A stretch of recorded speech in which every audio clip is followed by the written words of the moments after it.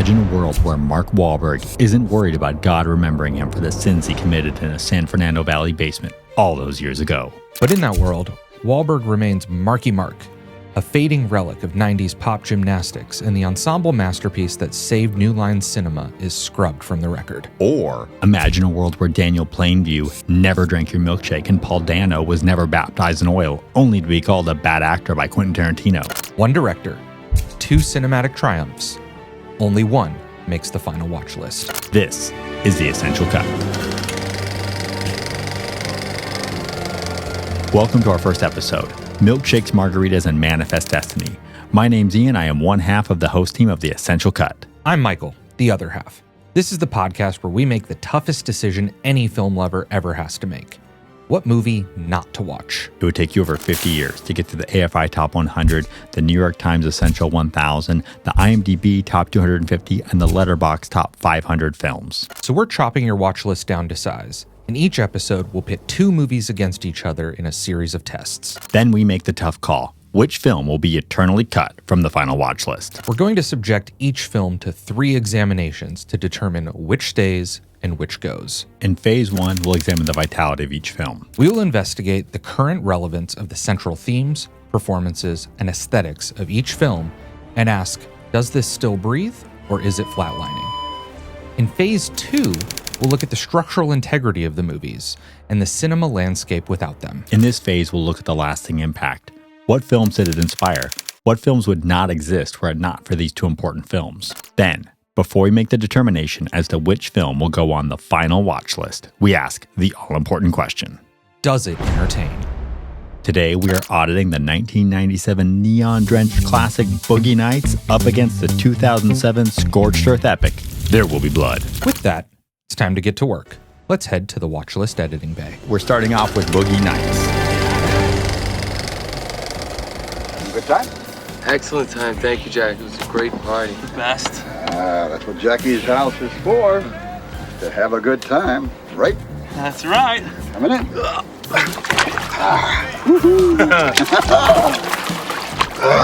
How about those bubbles, Reed? Oh, yeah. Excuse me, Jack? Yeah. I was thinking about what the Colonel was saying, about my name. Uh-huh. I was just wondering if you had any ideas. I had some thoughts on it, yeah. What about you? What do you think? Well, my idea was, I just want a name. I want it so we can cut glass, like razor sharp. Razor sharp, right? Yeah, well, when I close my eyes, I see this thing. It's like this big sign. And the name is in like bright blue neon lights with like purple outline. And this name is just so bright and so sharp that the sign, it just blows up because the name is just so powerful.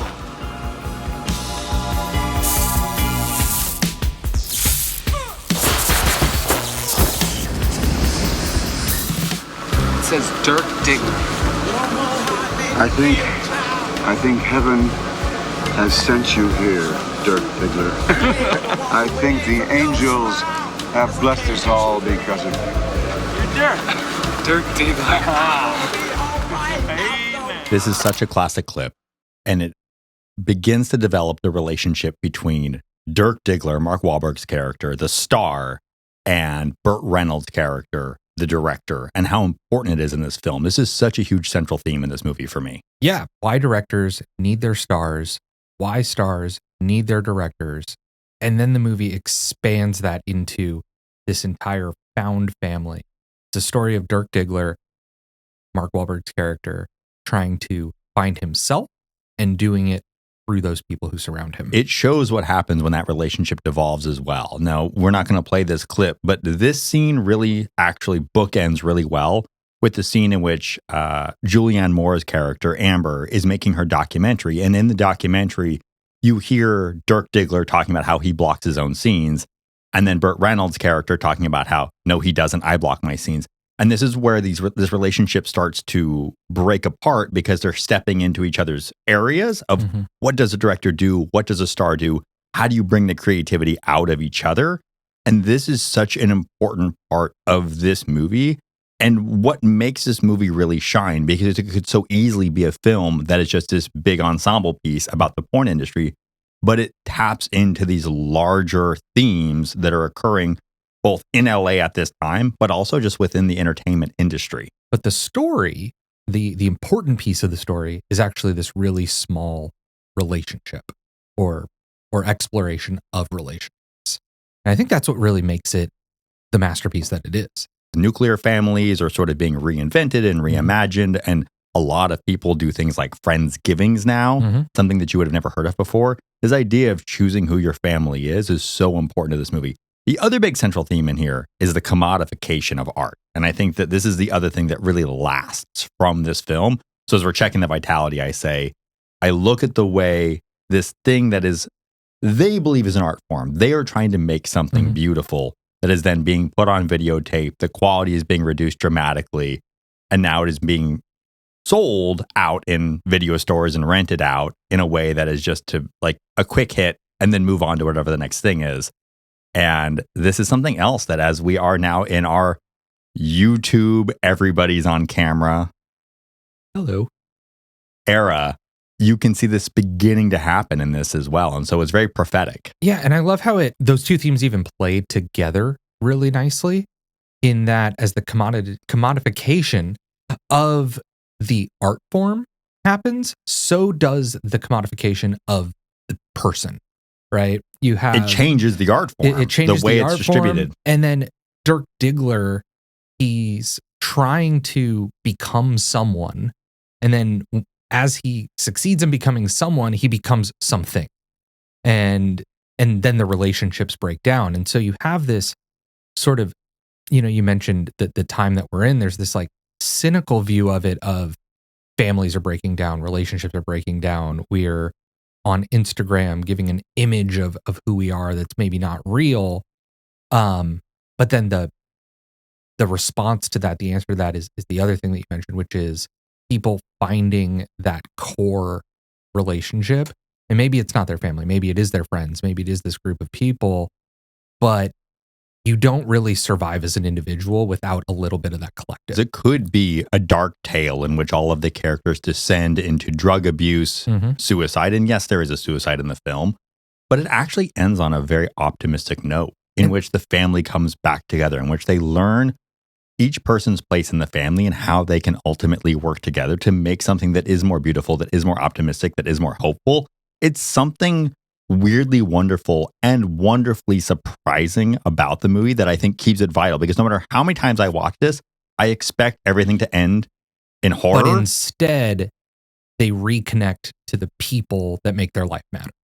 And it's almost quaint in that way, despite being a movie about sex and drugs and violence. I know. It's really wild. It's such an unexpected movie. So we agree the central themes of this movie remain vital. So 100%. let's talk through the performances then. There are so many. We're not going to cover all of them, but let's start with our two stars, as it were. I think Burt Reynolds and Mark Wahlberg are really the anchors of this movie, or the two powerhouses, and then you have everybody who supports on either side. What do we think of Mark Wahlberg's performance? Does it hold up? Yeah, it does. And I think I don't want to take credit away from Wahlberg. He obviously brings the goods with his performance. Was that pun intended? Yes, 100%. 12 inches of goods. But You're such a great actor, Dirk. With your Diggler. But I also think it really speaks to the talent of Paul Thomas Anderson as a director. And the theme of the movie, right, is this interplay between actors and directors. What is accomplished by this movie in that performance is that Mark Wahlberg has, I think, a real life sort of naivete about filmmaking and the film industry and acting that comes through the character of Dirk Diggler as this newcomer into the industry. There's an earnestness there. He's sort of immature and young and grows in this, and it happens on screen in a way that I find very convincing. I think the thing that Mark Wahlberg does in this movie that is so difficult for most actors and is just walking on ice is to play stupid and sincere in a sweet and believable way. He could have easily been Lloyd Christmas in Dumb and Dumber, because Dirk is he's a dumb kid. Not bright. No, he really knows very little. He's not a critical thinker. his creative juices seem to only flow to one organ, not to the other. But Burt Reynolds' character, Jack Horner, knows how to bring the best out in him. But without him, like, Dirk is nothing. That kid is... Yeah. He's $10 in a truck. And Mark Wahlberg finds a way to do this in a way that you are on his side, you feel for him, and you're not laughing at him. No. Which is so difficult with a character that is this. Does he become this like cartoon character that you just kind of like point at? What about Burt Reynolds then? And Burt Reynolds is a perfect analog to that because like his performance holds up. Yeah, his performance is. I'm just gonna say, like, Burt Reynolds blows me away in this movie again every time. His effortless charm. I can't get enough of Jack Horner. Yeah, but what Burt Reynolds pulls off, and what this movie pulls off, is the Jack Horner character, again, could be this like really cynical person who is using Mark Wahlberg's character and taking advantage of him, and it flirts with that. But then it gets to this place where actually that he family is real. Actors. He really loves him. He really cares about him. He loves everybody in that house. He believes the dream that he's selling. And you get a great counterpoint in Alfred Molina's Rahad and then Thomas Jane's dancer character, because these are the people who are outside of this circle, outside of this family, and they actually are those dark characters that you expect to encounter in a movie like this. And they let you know that within this sphere that Jack Horner has made, there is something kind of beautiful. Yeah. Maybe we're being overly romantic about it because, again, there is a suicide, there's a coke overdose. Like, there are some really awful things that still happen inside of this bubble, but it still feels more like family drama than it does feel like an external threat. So I agree. Those two performances, though, they hold up. It's the irony, of course, being that both of them regret making the film, which is... I don't care, neither here nor there, but the reality is they're great performances. Our supporting cast, though, this is just an insane supporting cast. So I listed Heather Graham, John C. Reilly, Julianne Moore, Don Cheadle, William H. Macy, Nicole Ari Barker, Luis Guzman, Alfred Molina, Philip Seymour Hoffman, Philip Baker Hall. Some of these are the first times I was seeing these faces, and I love every one of the people I just listed now, and I've loved them in so many different ways, and I feel like... And they're also excellent in this. I mean, this is where I fell in love with Julianne Moore. Like, I just started... I got to a point where I just watched everything that she made after this movie. I love Julianne Moore so much. She's so fantastic, and all of these people were elevated, and I can't find a weak link in this supporting cast. No, and it's just a miracle of a movie in that way. Especially as a second film from a very young director, it adds to what a miracle it is. All right, let's get into the aesthetics. How does the movie hold up as far as the way the movie looks? You know, it looks awesome. This is PK's love for shooting on film. And this is where people, I think, really, you know, when sort of doing a little bit of research for this, the aesthetics are what people come back to. It's what the people who love movies look at this movie and say, like, Boogie Nights is important. It's important because of the aesthetics, because of the filmmaking. The Wanners get a lot of attention, obviously. Your opening Copacabana homage is a big one for people. Yeah, you have that. But the party Wanner is also phenomenal. That goes underwater. There's one later in the movie with, the characters during that dark part where they've all kind of split up and they're heading towards rock bottom and they've separated, but it shows their lives intersecting as cars are driving in different directions and passing each other, and it does that without any cuts. And then there's the sound design of the movie that you have to mention. People are talking over each other. There are constant needle drops throughout the entire movie. Part of the reason we actually can't play some of the clips we'd like to is because there is too much pop music in this, and we'll get flagged for copyright on YouTube. So we had to pick a very specific scene, but the sound design is something that I think still holds up because some of the music is really ironic to the scenes. All of it still really hits. The needle drops are amazing.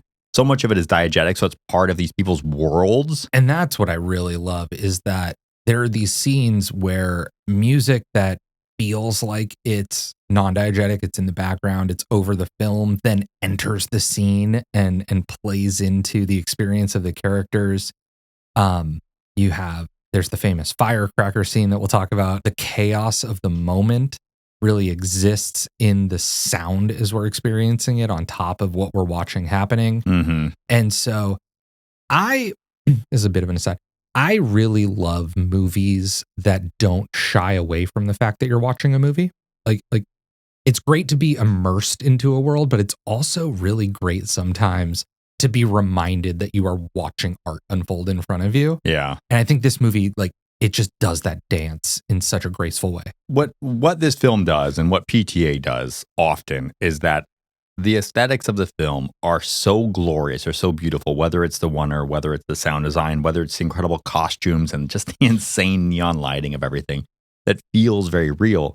It almost gets to be too good where it does take you out because you recognize that like something phenomenal is unfolding before you that you didn't expect to see. But he's always found a way to keep you in the movie. And I can think of a lot of directors that are very skilled that despite their skill will kick me out of the narrative at some point. And there's something about the charm of this movie and the balance of it. It is just, Ethan Coen famously says that directing is tone management. And this is glorious tone management is what this is. Yeah. We both agree. It's everything vital. about it. It is still vital. This movie is not flatlining. Let's go into There Will Be Blood. Ladies and gentlemen, I've traveled over half our state to be here tonight. I couldn't get away sooner because my new well was coming in at Coyote Hills and I had to see about it. That well is now flowing at 2,000 barrels and it's paying me an income of $5,000 a week. I have 2 others drilling and I have 16 producing at Antelope, so... Ladies and gentlemen, if I say I'm an oil man, you will agree. Now, you have a great chance here. But bear in mind, you can lose it all if you're not careful. Out of all men that beg for a chance to drill your lots, maybe 1 in 20 will be oil men. The rest will be speculators. That's men trying to get between you and the oil men to get some of the money that ought by rights come to you. Even if you find one that has money and means to drill, he'll maybe know nothing about drilling. He'll have to hire the job out on contract, and then you're depending on a contractor. We'll rush the job through so he can get another contract just as quick as he can. This is the way that this works. What is your offer? We're wasting time. Please. I do my own drilling. And the men that work for me, and they are men I know. I make it my business to be there and to see their work. I don't lose my tools in the hole and spend months fishing for them. I don't botch the cementing off and let water in the hole and ruin the whole lease. I'm a family man. I run a family business. This is my son and my partner, H.W. Plainview. We offer you the bond of family that very few oil men can understand. I'm fixed like no other company in this field, and that's because my Coyote Hills well has just come in. I have a string of tools all ready to put to work. I can load a rig onto trucks and have them here in a week. I have business connections, so I can get the lumber for the derrick. Such things go by friendship in a rush like this. And this is why I can guarantee to start drilling and to put up the cash to back my word. I assure you, ladies and gentlemen, no matter what the others promise to do, when it comes to the showdown, they won't be there. Michael, central themes of There Will Be Blood. I love this clip because it tells us almost everything we need to know.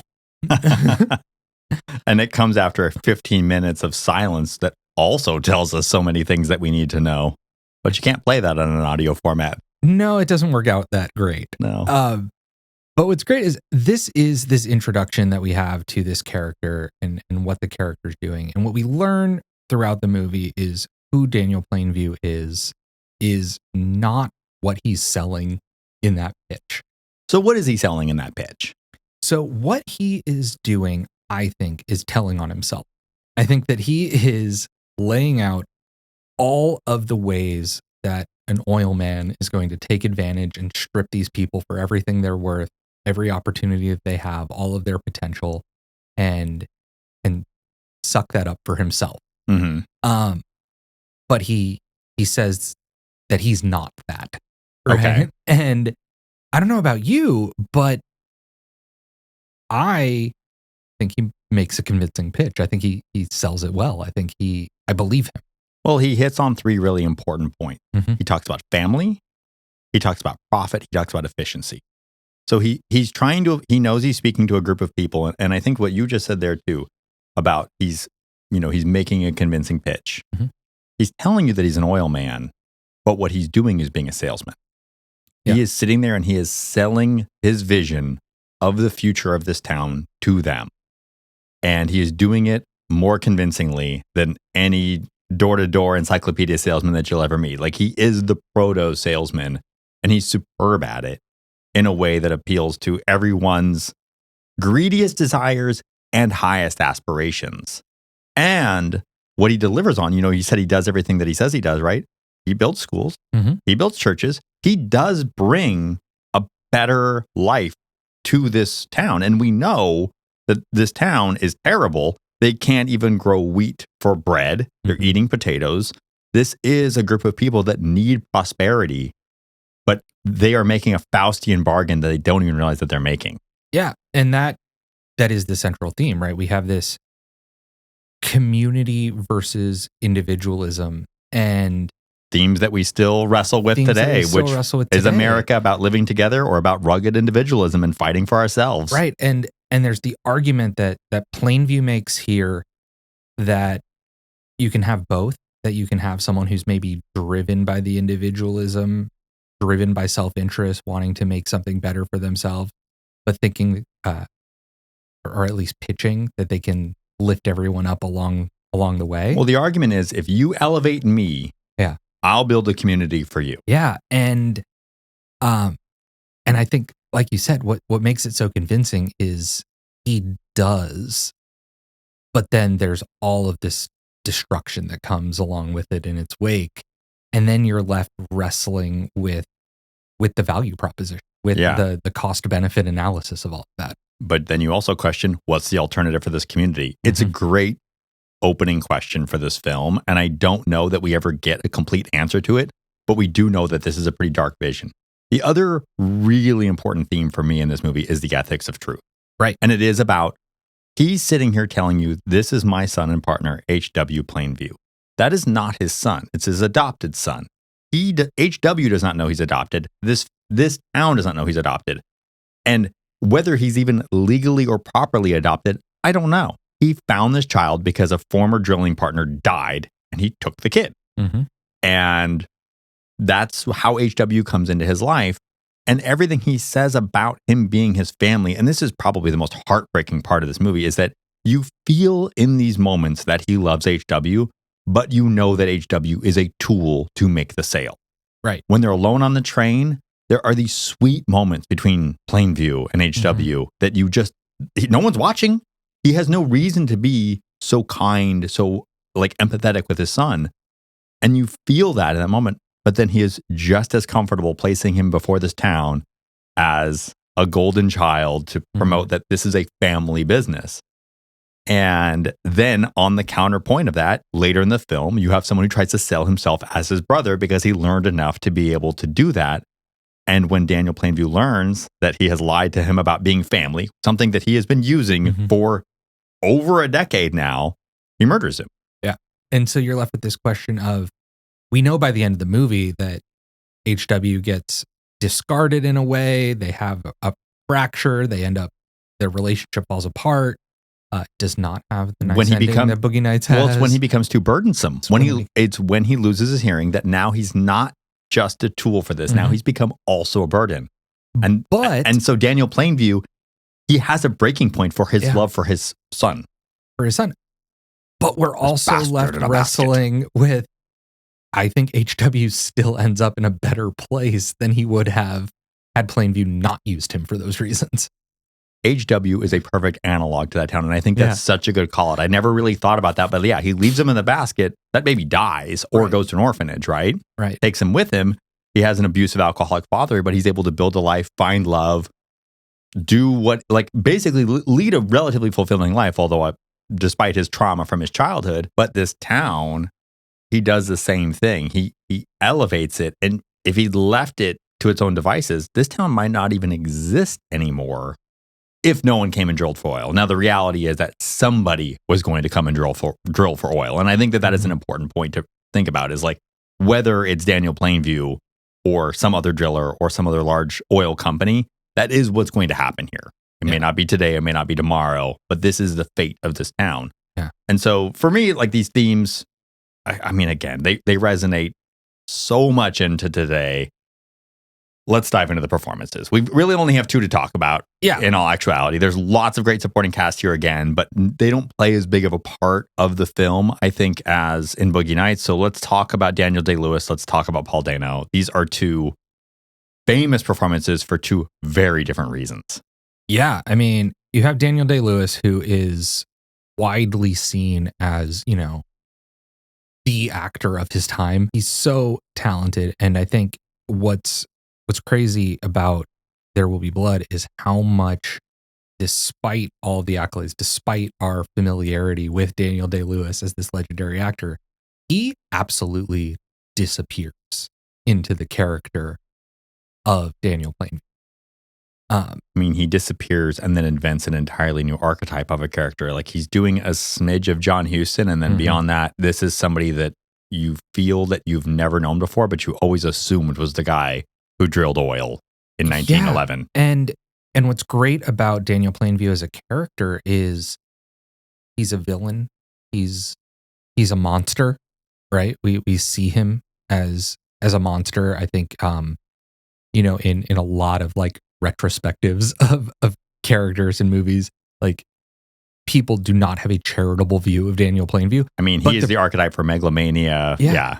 But the performance and the writing that is brought to this character, he contains multitudes. If we're going to use the cliche, all of those sort of difficult moral questions that are asked in the themes of the movie live through the Daniel Plainview character. I don't think there's anything we're going to say about his performance that hasn't been said. It's one of the greatest performances ever. Yeah, I was going to say like of our time, but genuinely, it's so arresting. It's so magnetic. So let's talk about the other performance. And I think this one is more hotly debated, especially in light of some recent statements by another famous director with whom Paul Thomas Anderson is in fact friends. Yeah. Paul Dano's performance, both as Eli and the other Sunday brother. I forget the other Sunday brother's name now. It's eluding me, but yeah. So, like, I want your take, like, not the pundit take. Do you think Paul Dano is good in this movie? Yes, or I at least think that he's effective in the role. I think that Eli Sunday. Wait. I want to back up. Yeah. So I said, do you think he's good? You said yes, and then you said, or at least. Do you think he's good? Does his performance hold up? Yeah, I think it does. I think that if his performance didn't hold up, none of the accomplishments of the Eli Sunday character would work. Yeah. Right? He is given a lot to work with. Eli Sunday is a very well-written character. He's a perfect foil for Daniel Plainview. I think he is sort of a really great yin to Plainview's yang, or yang to Plainview's yin, in that. I mean, they're the proto-American grifters.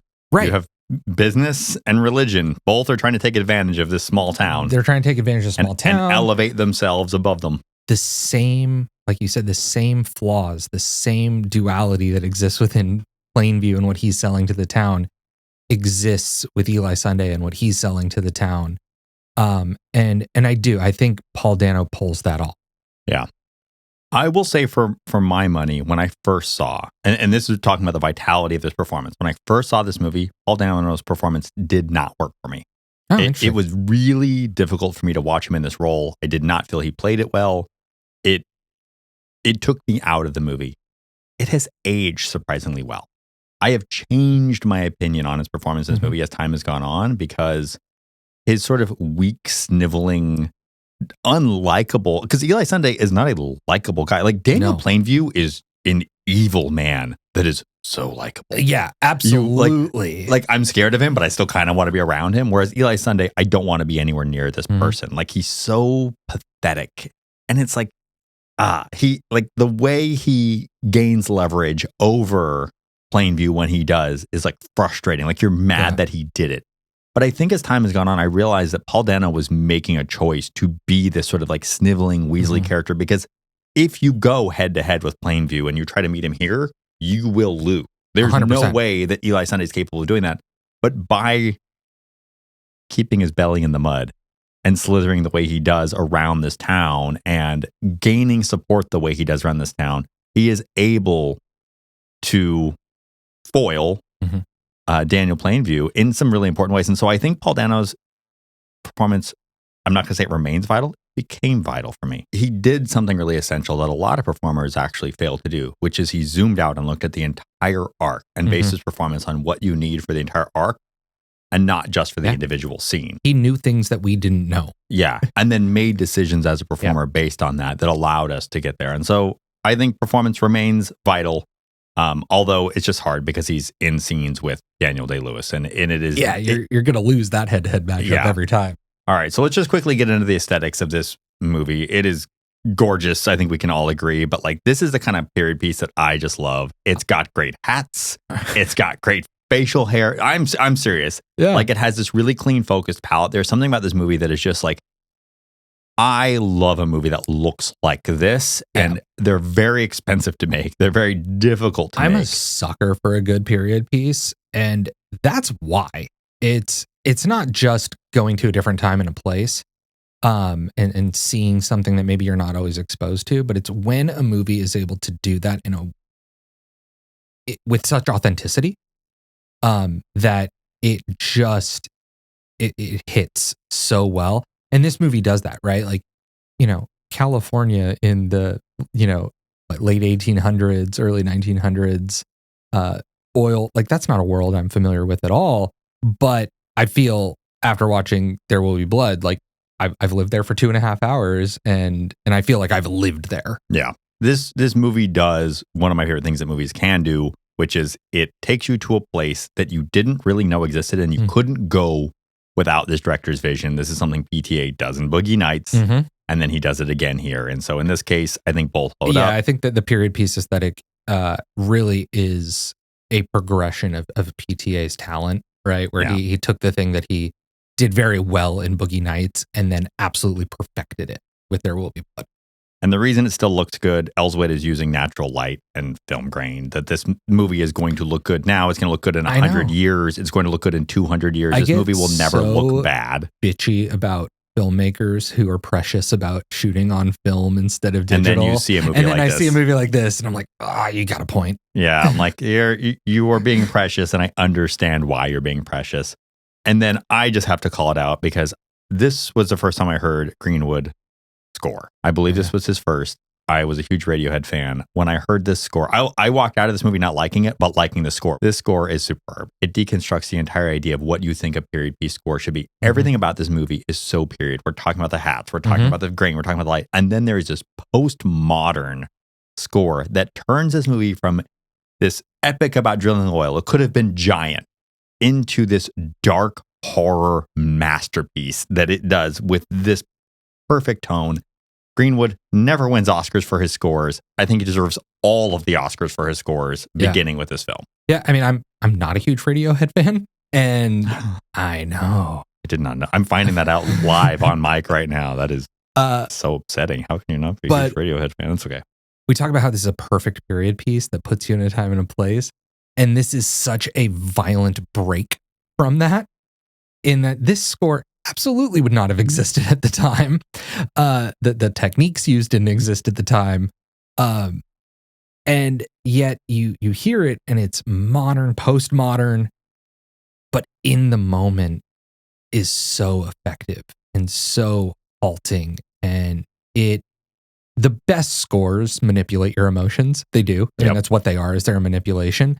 And I can't think of a better example. Like I think of those pulling strings that just like it's where you're just looking at a landscape and mountains and these pulling strings, and suddenly the landscape becomes ominous. Yeah, and it is. It's I can't think of a better word than violent. It's the promise of violence. It goes so well with the title. So aesthetically vital. Okay, so right now, let's just sum it up. We have a tie. Both films are very vital. We feel that the performances hold up. We feel that the aesthetics hold up. We feel the central themes are still as important today.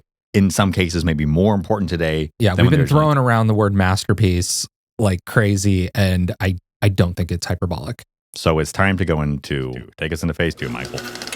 All right, so phase 2 is where we talk about the structural integrity of the movie. We're creating the essential watch list. One of these movies in our hypothetical is going to not exist anymore. And when a movie doesn't exist, there are consequences. And so we are going to dive into those consequences. What is the influence that this movie has? What came after it? And what would the cinema landscape look like without it? Now, because they're both from the same director, there's going to be a certain amount of overlap, but they are both aesthetically very different movies that are making very different choices. And so let's start with Boogie Nights. And we mentioned it earlier, but let's talk about the Steadicam and the Oneers. Damien Chazelle loves this movie, Boogie Nights. If you have seen Babylon, you will recognize right away. It's so funny because Paul Thomas Anderson was sort of accused of ripping off the Copacabana scene from Goodfellas. Yeah. Well, Chazelle goes right on and rips off the opening party scene at the club from Boogie Nights into Babylon to introduce us into the silent film era and all of the characters in this insane 20-minute, ridiculously choreographed oneer at the beginning of Babylon.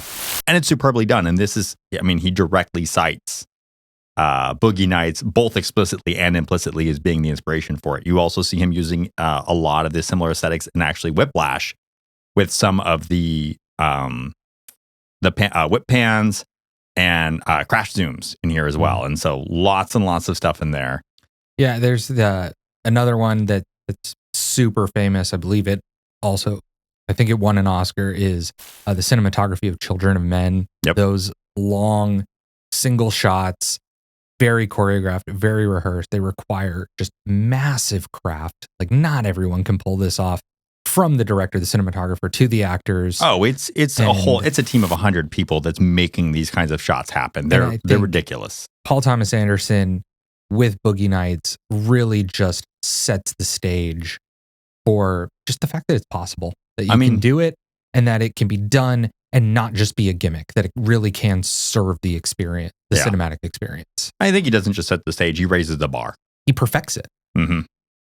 The one other film I'll call out that we really see this inspiration in is The Place Beyond the Pines. There's an insane oneer at the beginning of this film, which again introduces you to Ryan Gosling's character and who he is as he walks through a carnival, gets on a motorcycle, and then with a little bit of trickery cuts away so we can make sure that Ryan Gosling does not go into the sphere of death on a motorcycle. Yeah. And while we're talking about... which I feel like is a less perfectly executed version of it, but I think it's still an important. And while we're talking about Gosling, it's not explicitly cited by the director as an influence, but I can't imagine there's not something there. But there are some great oneers in the movie Drive that I'm reminded of. You know, maybe it's the sort of neon drenched LA landscape that contributes to my making that connection. But I think you see the fingerprints of this movie all over the place. You really do, which gets us into some more fingerprints that you'll see in the Safdies' work. Yes. The Safdies have so much love for PTA. They have so much love for this movie. I mean, they cast because of PTA in Uncut Gems. Like, you have Adam Sandler, coming back for this role.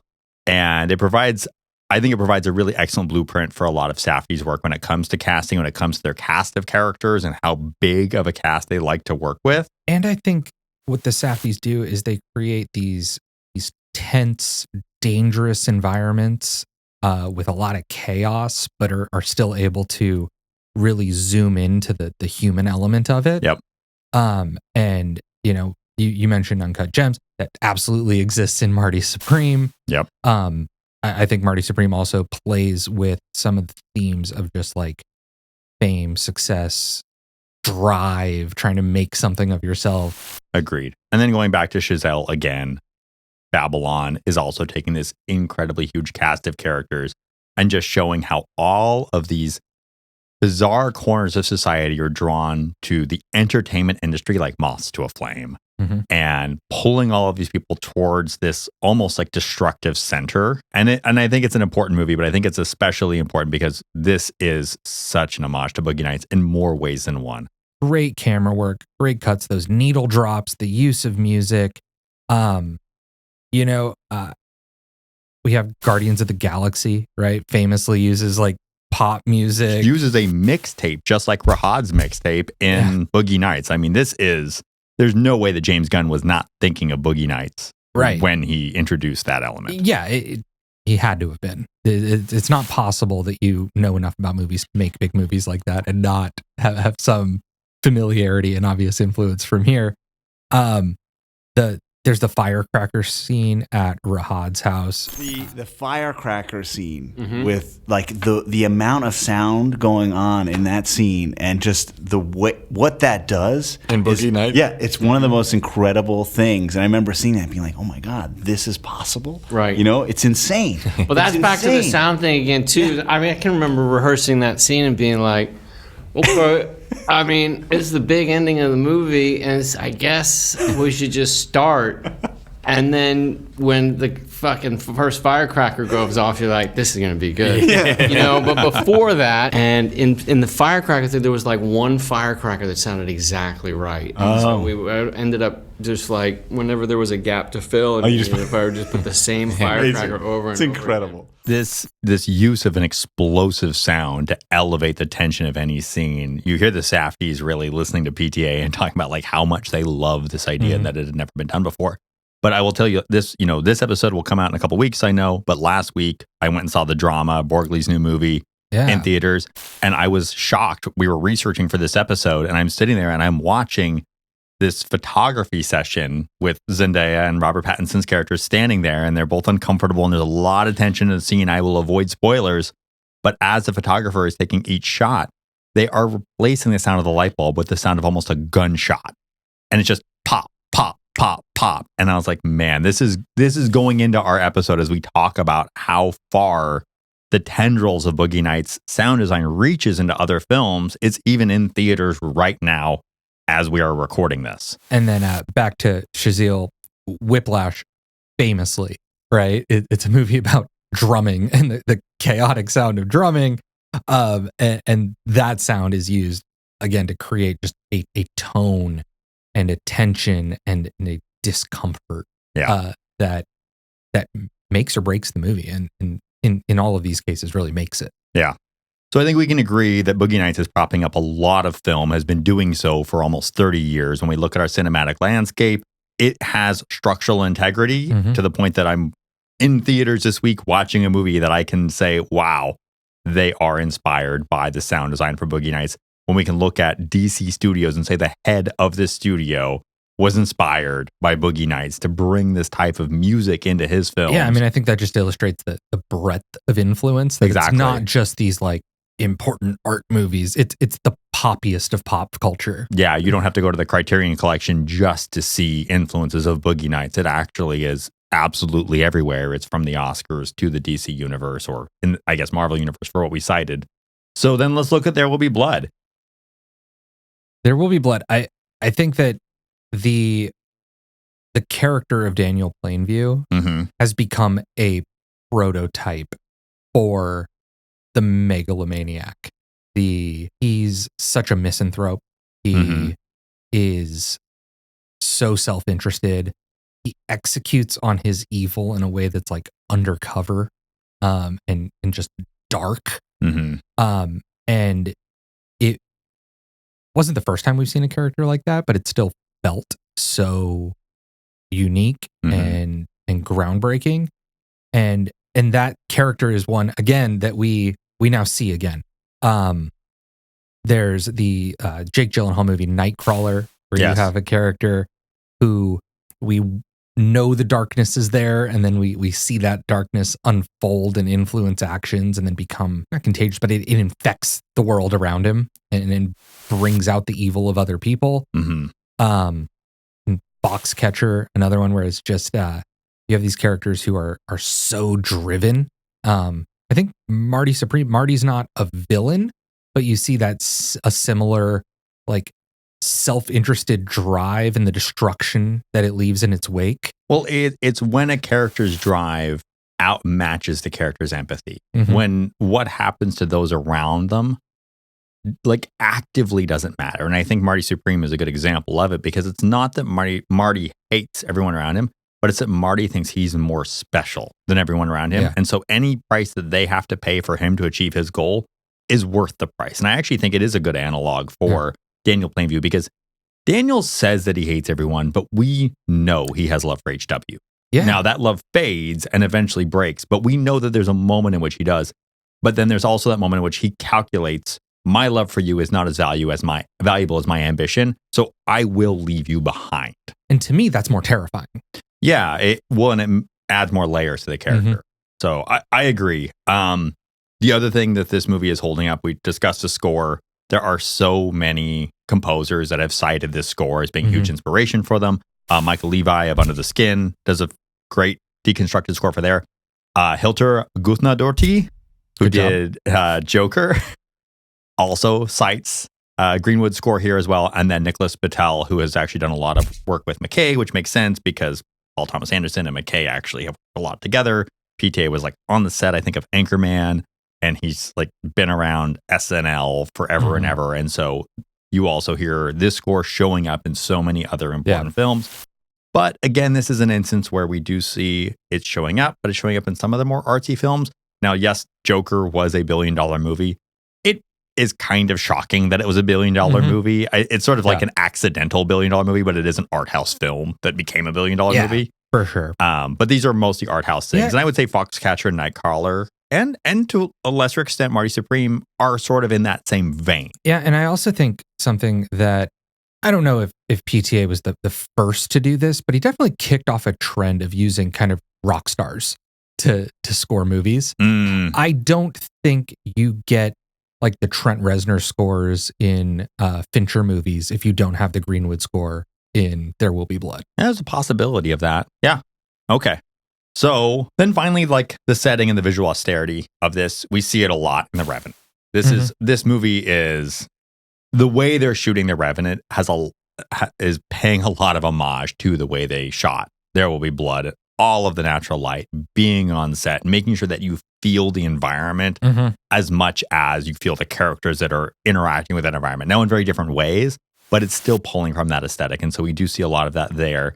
The point is that the world is menacing to people when we enter into the raw version of it. And how do we shape it or have it shape us? Yeah, and it's that it's expensive and requires such like precision and perfection to make something that feels real and accidental. Yep. And yeah, I think The Revenant's a great example of how this movie gave something for other filmmakers to copy. So, based on that, what do we think? There Will Be Blood.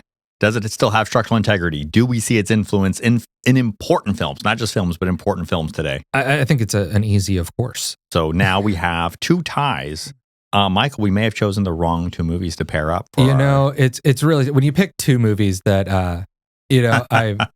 I personally believe that Boogie Nights was the best movie of the 1990s and that There Will Be Blood was the best movie of the 2000s.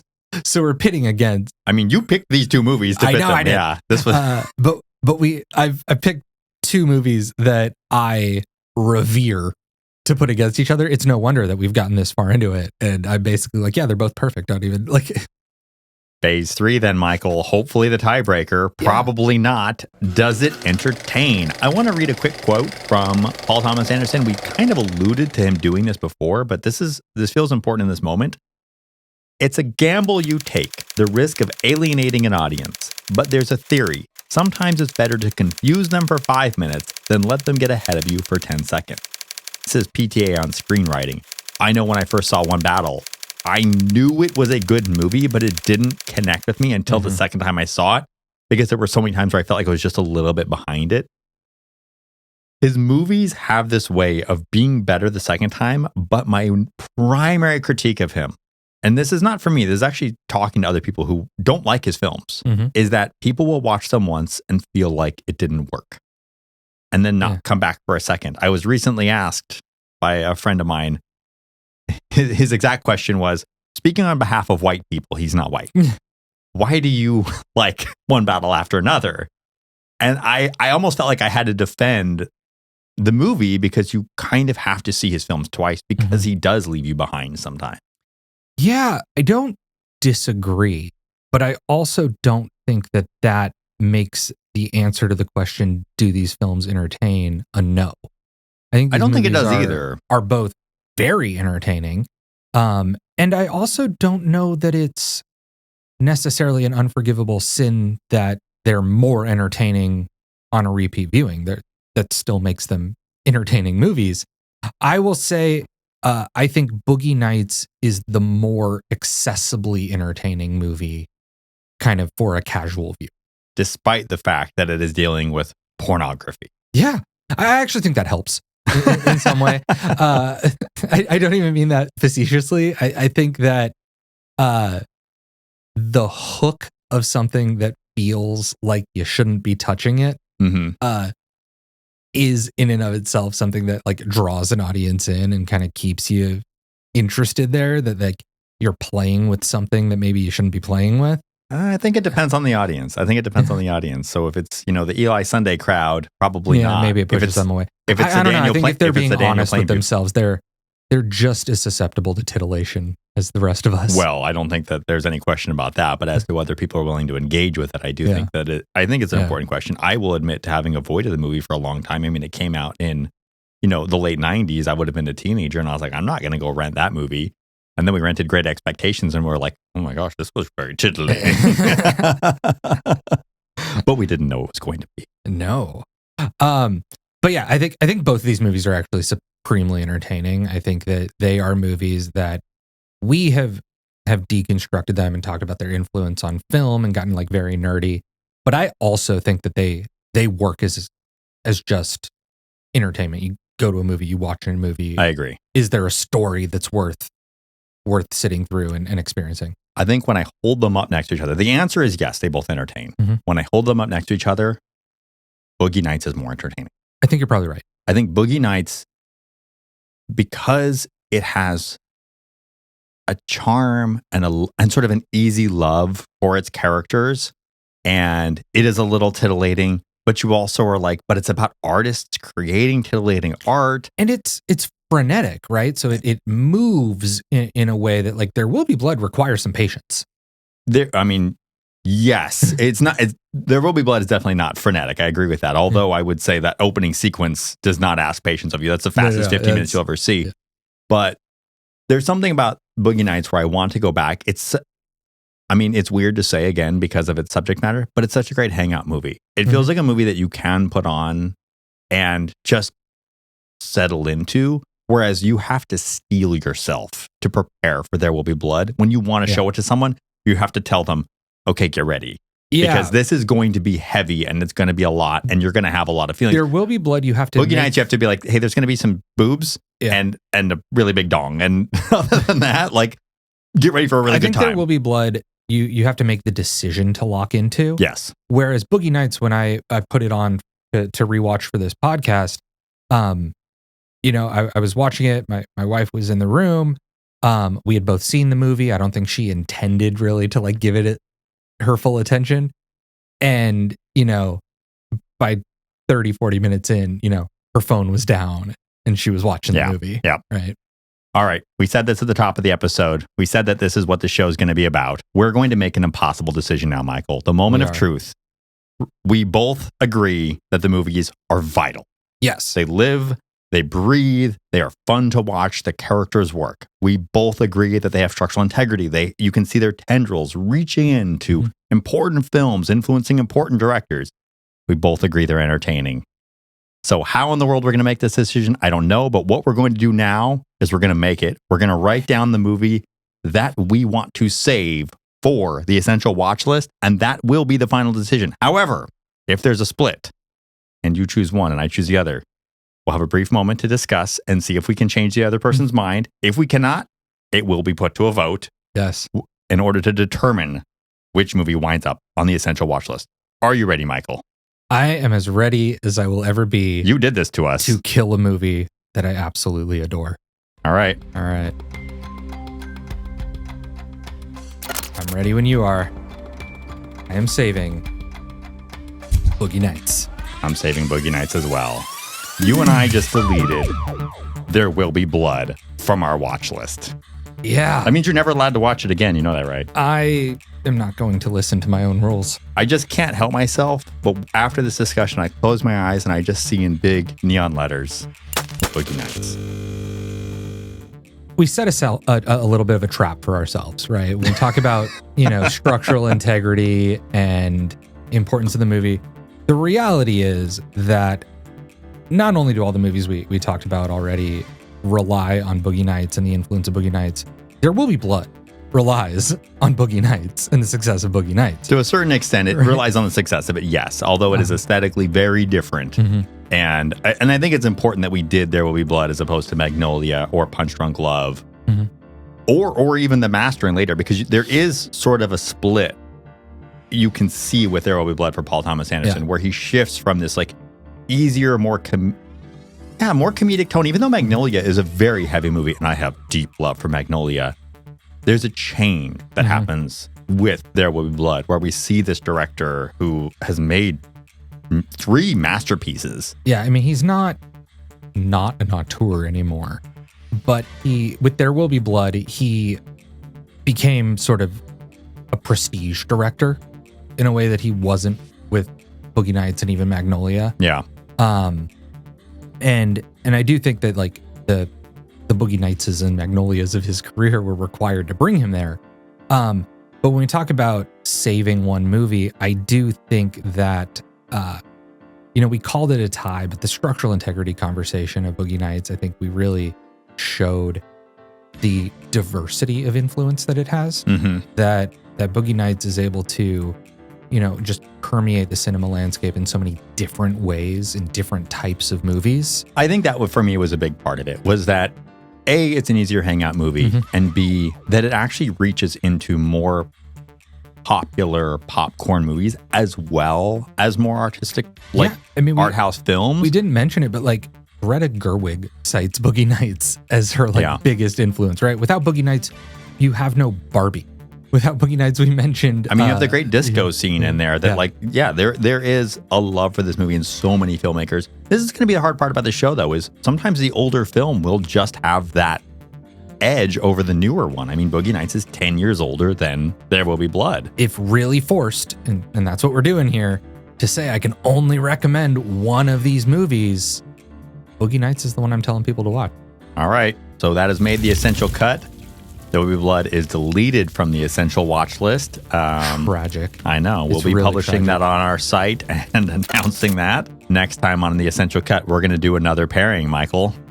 We are. I think we both knew that we were going to choose Boogie Nights before we recorded. We did. If we're being honest. And it hurt me. So in honor of the fact that we did have to remove There Will Be Blood from the Essential Watchlist, we are going to go back in time to the movie that PTA was watching apparently every night while he was directing There Will Be Blood. He was going to sleep to it. And we're going to watch John Huston's The Treasure of Sierra Madre. Yes, and we are pairing that with William Friedkin's Sorcerer. We're going to take 2 protagonists, essential greed, essential megalomania, in the jungle, in the desert, all alone with no one watching. What will they do? We will then choose one that will make our Essential Watch List. We hope you come back for more. In the meantime... I don't hope you come back for more. Come back for more. Come back for more. We're going to make insane decisions about what movies you should watch. In the meantime, stay connected with us on social media. We are at upleftmedia.com. You can follow me at upleft_Michael. Michael_upleft. I always get this wrong. Ian, where can we follow you? At Ian_upleft. I'm pretty active on Threads and Letterboxd, so feel free and follow me there. Yes, fight with Ian on Threads. It's super fun. Yeah, people love fighting with me. I say one thing and then everybody jumps on me. Don't even pretend like you knew Verhoeven was a genius in the 90s. You're a liar. Nobody believes you, and if you did, good for you. We're all very impressed. All right. Well, until next time, we know what you'll be doing. You'll be watching Boogie Nights. The Essential Cut is an Uplift Media production, written and hosted by Ian Tarter and Michael Smith. Produced, sound engineered, and edited by Ian Tarter, with special thanks to Rosie Page.